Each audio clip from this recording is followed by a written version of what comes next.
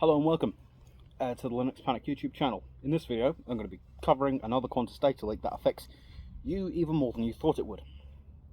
Anyway, into the video. So hello, today is Tuesday the 14th of October 2025. Now, I'm going to be covering something that is likely to affect you in ways you did not realise it could affect you.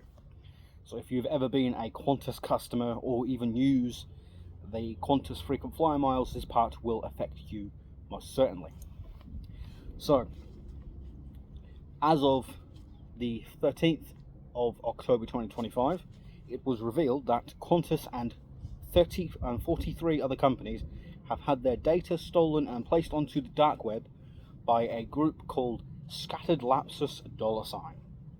This organization have successfully stolen data and published from Disney, Toyota, McDonald's, Vietnam Air, Air France, KLM, Gap, Fujifilm, Qantas, Google and IKEA, and those are the only 11 out of the 44 I've been able to find. Now, if you're a Qantas customer, this part affects you the most.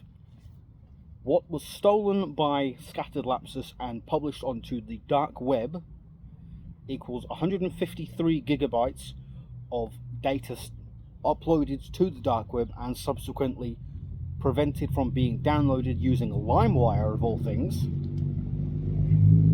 Data stolen was emails, home addresses, frequent flyer information, date of birth, phone numbers, gender and meal preferences. That was all stolen and published onto the dark web by Scattered Lapsus. Now, it has been revealed how the attack was committed by Scattered Lapsus, and you're really not going to like this. Scattered Lapsus impersonated company employees to Salesforce, and Salesforce gave Scattered Lapsus the access to all of this customer data.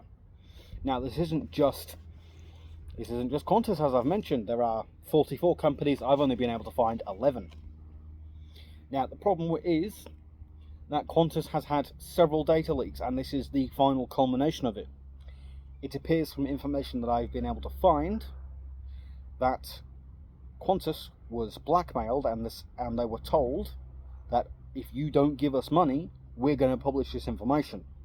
Qantas said no. This is information I found from last year regarding a data leak then. Right now, the current information that I've been able to find confirms that it is 5.7 million customers have had their data leaked, and potentially now targeted scams could be an issue. That is what the Information Commissioner for Australia has said, as well as the cybersecurity, as well as the minister responsible for it. The minister responsible for it here in Australia is very upset. But this is only customer data that has been used by Qantas specifically that is covered. So if you have ever used Qantas before, doesn't matter if you're Australian or not, you need to be aware that you may be the victim of a targeted scam coming up in the next 3 or 4 months, or in any time between now and the next 3 or 4 months, as they will be using your data that was harvested in this and published. Now, moving on to the potential outcomes for Qantas. Now, if you know, recently Qantas has gotten away with illegally firing people during COVID and only getting a $100 million fine whilst making $500 million worth of profit as a result of firing employees illegally. Now, what's the outcome of this is going to be a potential maximum fine of 7 billion Australian dollars, equivalent to 3.5 billion British pounds, or 4.6 billion US dollars. That will be the largest corporate fine ever given if the Australian court system decides to go for the maximum possible, which they won't, because they never have. Now, the reason why it equates to $7 billion, because it goes off of the turnover for the previous 12 months prior to the attack. Now, that $7 billion is from a $28 billion worth of turnover, resulting in the $7 billion. The government won't ever do that, because they don't want to. Qantas has gotten away with it time and again, and I think it's too little too late. However, this doesn't just affect Qantas. Like I said, Disney, Toyota, McDonald's, Vietnam Air, Air France, KLM, Gap, Fujifilm, Qantas, Google, and IKEA. If you have any sort of accounts or wherever given money to any one of these 11 companies that I can find, you may be the victim of a targeted attack. I know that I'm going to get some issues as well through Disney, Google, and McDonald's at the very least. Now, this is the point where it's worth taking into account how you can mitigate these issues.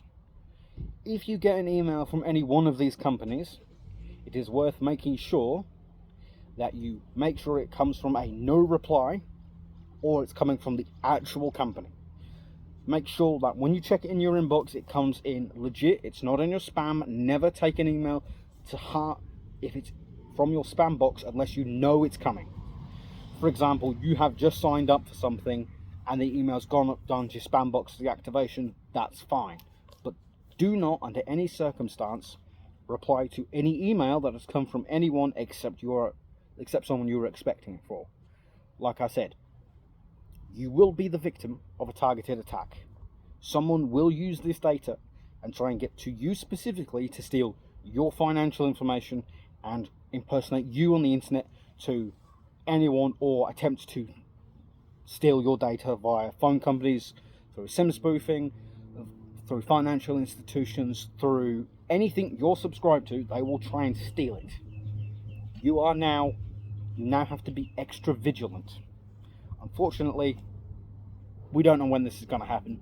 I know I'm going to be getting emails to the such soon, because at one point, at the current moment in time, I have paid money to Disney through Disney Plus. I've paid money to McDonald's, as most people have, as well as money to Google through the Google Play Store. Unfortunately, keep a lookout.